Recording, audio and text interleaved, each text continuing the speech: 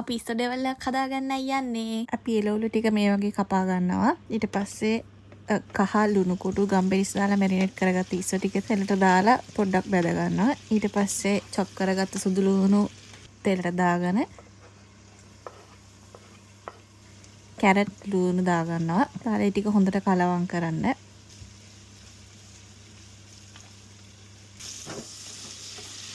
ඊට පස්සේ අපි ඒකට බෙල් පෙපර් ටික දාගෙන ඉවර වෙලා කෑලි මිරිස් ලුණු කුඩු දාලා ආයෙ මික්ස් කරගන්නවා.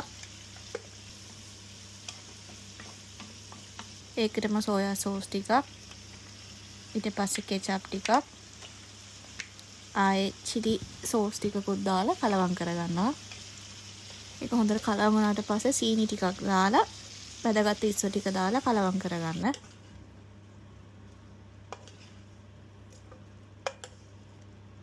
ඊට පස්සේ අපි ඒකටම තක්කාලි ටිකක් දාලා හොඳට මික්ස් කරගන්නවා.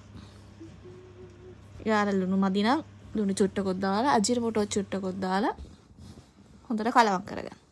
ඊට පස්සේ මේ වගේ දිලිසෙන ඉස්සෝ ඩෙවල් එකක් කන්න පුළුවන්.